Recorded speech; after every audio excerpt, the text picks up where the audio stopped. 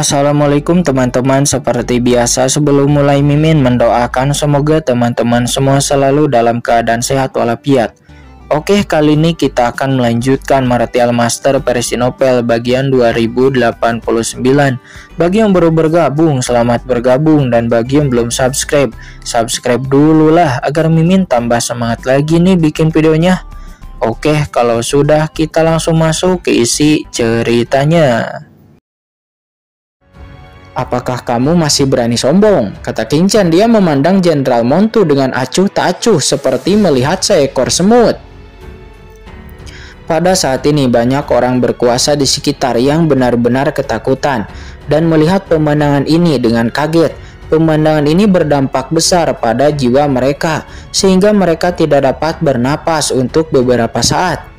Jenderal Montu telah terkoyak. Dari mana datangnya orang gila ini? Apakah Anda benar-benar tidak takut dengan kemarahan Istana Tuan Kota? Istana Tuan Kota telah tersinggung, bahkan Kaisar Agung Tahap Air mungkin tidak akan dapat lolos dari penindasan. Meskipun Kincen adalah raksasa tingkat Kaisar Agung Tahap Tengah, namun dia adalah orang luar. Mengapa dia berani melakukan ini? Banyak orang tidak mengerti. Perlu dicatat bahwa Jenderal Montuo tidak sebanding dengan Presiden Zhuo. Tidak peduli seberapa kuat Presiden Zhuo, dia hanyalah salah satu dari 10 pemimpin kekuatan gelap di kota Nanyuan. Akan tetapi Jenderal Montu, dia adalah bawahan nyata dari istana penguasa kota, dan dia merupakan pejabat tinggi di kota Nanyuan. Dari segi kekuatan dia mungkin dekat dengan Presiden Zhuo, akan tetapi dari segi status dia tidak ada perbandingan antara keduanya.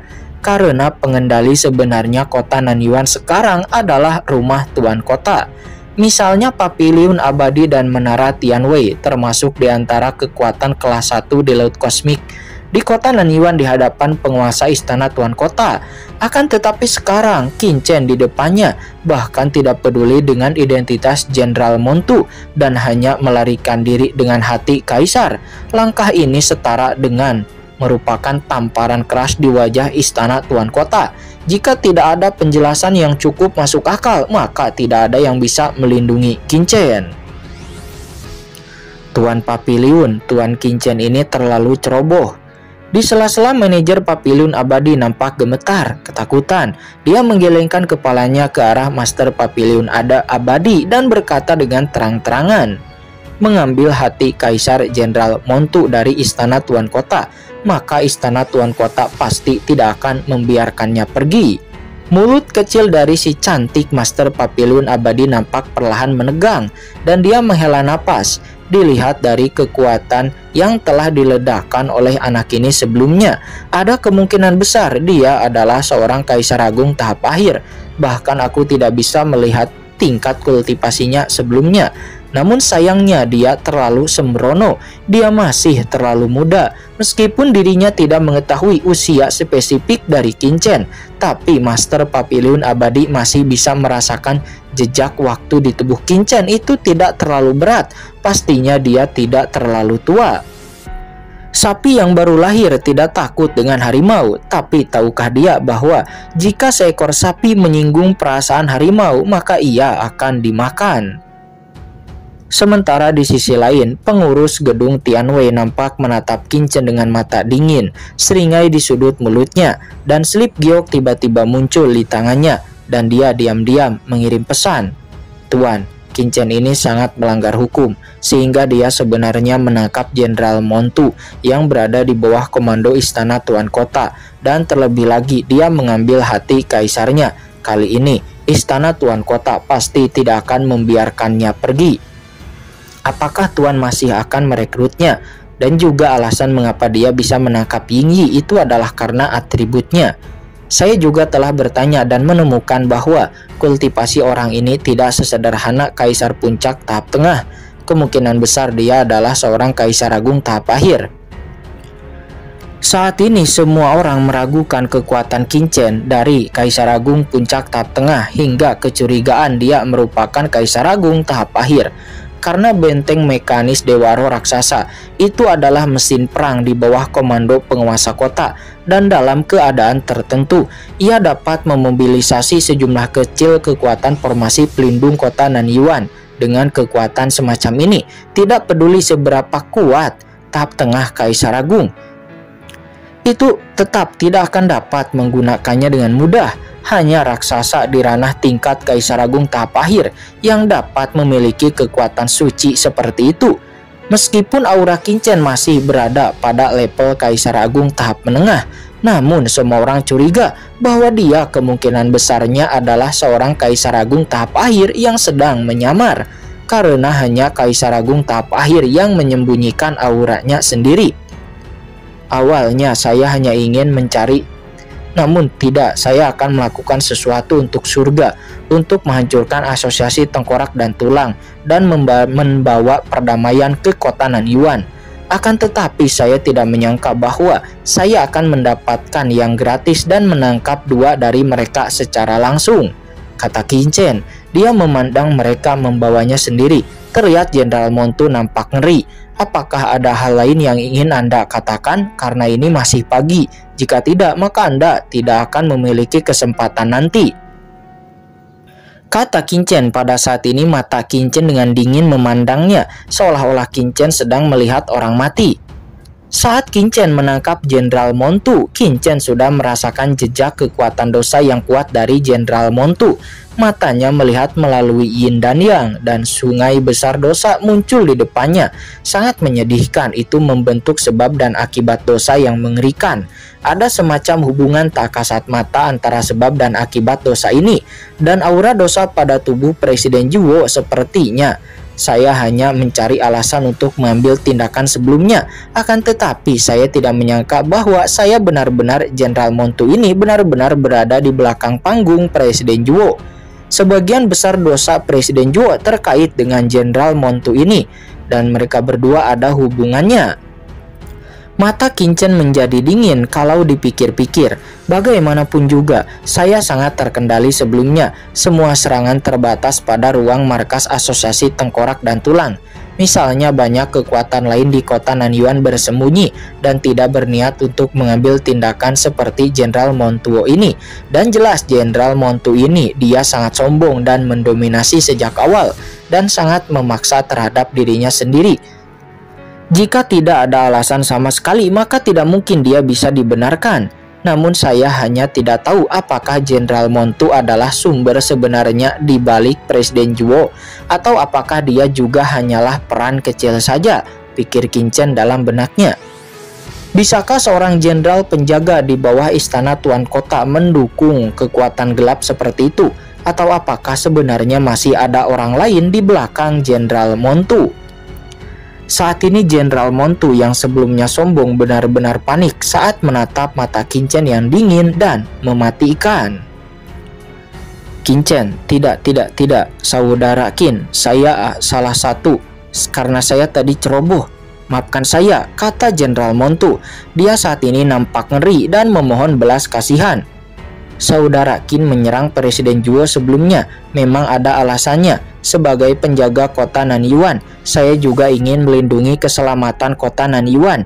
Jadi saya dengan gegabah menyerang saudara Qin. Tapi sebenarnya saya selalu mengagumi pahlawan berbakat seperti saudara Qin.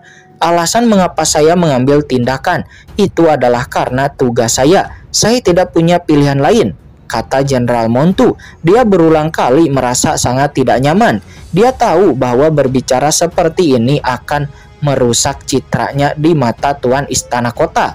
Akan tetapi tidak mungkin dalam menghadapi hidup dan mati. Siapa yang berani gegabah? Karena jika pihak lain berani melakukan sesuatu padanya, maka dia hanyalah orang gila. Jadi menghadapi orang gila seperti itu, Jenderal Montu hanya bisa memohon belas kasihan untuk sementara. Namun mendengar itu, pada saat ini banyak orang kuat di istana Tuan Kota yang sangat marah. Mereka sedang memantau markas besar Asosiasi Tengkorak dan Tulang. Situasinya sangat jelas sekali dan dapat dipahami. Mereka semua melihat dengan jelas pemandangan Qinchen yang mencabik-cabik dewa roh raksasa dengan satu telapak tangan. Beraninya kamu menyerang legium di bawah komando istana Tuan Kotaku. Kamu tidak tahu apakah harus hidup atau mati. segera kirim perintah ke banyak legium untuk mengepung dan membunuh Qinchen. Suara marah dengan cepat bergema di ruang pengawasan di rumah tuan kota ini. Semua orang tahu bahwa situasinya mendesak dan mereka pun segera menghubungi banyak penjaga legium di kota Nanyuan. Dan boom! Tiba-tiba benteng mekanis yang terletak di berbagai tempat di kota Nanyuan bergerak menuju markas besar Asosiasi Tengkorak dan Tulang. Dan semua orang segera melapor ke atasan di markas besar penguasa kota. Metode Qinchen sebelumnya menjelaskan kepada semua orang bahwa Qinchen di depan mereka jelas merupakan raksasa tingkat Kaisar Agung tahap akhir. Dan untuk menangkap sosok seperti itu mungkin dengan identitas dan status mereka. Mereka tidak memenuhi syarat untuk memobilisasi para pemimpin tertinggi di tingkat tahap akhir Kaisar Agung. Segera manajemen puncak merespon. Manajemen puncak merespon, Tuan Mo Yun Xiao telah ditugaskan oleh penguasa kota untuk pergi ke markas Asosiasi Tengkorak dan Tulang. Akan tetapi, bukankah Mo Yun Xiao hanya berada di tahap tengah Kaisar Agung Puncak? Sebagai jenius dari generasi keluarga Mo Yun ini dan keturunan langsung dari keluarga Mo Yun, Tuan Mo Yun Xiao memenuhi syarat untuk memobilisasi para praktisi terbaik yang ada di istana Tuan Kota, dan dia akan segera tiba. Semua orang pun melihat ke barisan pemantauan lagi di markas besar Asosiasi Tengkorak dan Tulang. Banyak orang kuat yang mengawasi dari kejauhan. Melihat pemandangan ini, tidak ada yang berani turun tangan ataupun terlibat, karena ini tentang rumah Tuan Kota dan segalanya menjadi semakin besar di kota Nanyuan. Rumah Tuan Kota adalah langit. Qinchen mendengarkan permohonan belas kasihan dari Jenderal Montu tanpa ekspresi di wajahnya. Qinchen hanya diam-diam merasakan hati kaisar milik Jenderal Montu dan juga hati kaisar milik Presiden Zhuo yang ada di tangannya. Jenderal Montu ini mempraktikkan jalan kegilaan. Dia mendominasi dengan keganasan dan kekacauan. Sementara Presiden Zhuo, dia mempraktikkan jalan kematian dan dia juga memasukkan jejak dunia bawah. Namun sayangnya, cara kematian terlalu kasar untuk diintegrasikan dan itu sungguh mengerikan. Namun pemahamannya tentang cara kematian di dunia yang sedikit menarik. Dalam hal kekuatan, dua Kaisar Agung tahap tengah puncak mungkin tidak, bahkan itu dekat dengan Qinchen. Bahkan jari-jari mereka tidak dapat menahannya. Akan tetapi hati kaisar mereka masih memberikan manfaat besar bagi Qinchen yang belum memasuki laut kosmik. Seketika banyak wawasan, banyak keterampilan rahasia yang dipelajari setelah menguasai rahasia jalan besar dapat memberikan inspirasi berbeda kepada Qinchen ke arah yang berbeda. Saat ini Jenderal Montu memandang Qinchen yang tidak berkata apa-apa, merasa tidak nyaman. Akan tetapi lambat laun dia merasa lebih tenang. Dia tidak membunuhku secara langsung. Dia seharusnya takut dengan rumah Tuan Kota. Aku masih bisa diselamatkan. Ya benar, di kota Nanyuan, tidak peduli apa kekuatan atau latar belakangnya, dia tidak akan berani membunuhku secara langsung. Kalau tidak, dia sendiri pasti akan mati. Dia tidak akan berani menemui jalan buntu. Jadi aku harus bisa bertahan, kata Jenderal Montu di dalam hatinya. Dia menghibur dirinya sendiri dan lambat laun hatinya menjadi sedikit rileks karena dukungan dari istana Tuan Kota akan segera datang. Jenderal Montu berdoa dalam hati dan buru-buru mendongak. Pikiran di benaknya baru saja jatuh dengan datangnya gelombang yang menakutkan. Sebuah benteng perang mekanis tiba-tiba muncul di langit yang jauh. Saat benteng perang mekanis ini muncul, aura menakutkan menyapu dengan liar di sekitar markas besar Asosiasi Tengkorak dan Tulang. Aura yang kuat menekan orang-orang kuat yang tak terhitung jumlahnya di sekitar mereka. Mereka hingga nampak kesulitan bernapas dan terkejut. Itu adalah resimen penjaga istana Tuan Kota. Beberapa orang datang secara sekaligus. Saat ini Qinchen juga menoleh, dan dari pikirannya dia melihat ke atas benteng besar-besar yang muncul di dunia. Benteng ini nampak memiliki bentuk yang berbeda-beda. Beberapa nampak adalah burung hitam dan beberapa adalah binatang purba yang memancarkan aura zaman kuno. Benteng menakutkan lainnya yang berbentuk segitiga dan itu seperti piramida, nampak semuanya memancarkan aura teror. "Lepaskan Jenderal Montu secepatnya!" Sebuah teriakan marah terdengar dari benteng perang itu dengan aura kekuatan yang sangat besar. Gemuruh raungan marah bergema di antara langit dan bumi. Dalam sekejap, 7 benteng perang mekanis turun ke dunia ini. Masing-masing benteng mekanis ini benar-benar hitam legam, tidak kalah dengan benteng mekanis sebelumnya yang dikendalikan oleh Jenderal Montu. Nampak benteng mekanis itu memancarkan kekuatan yang menakutkan dengan kuat mengunci Qin Chen di kejauhan.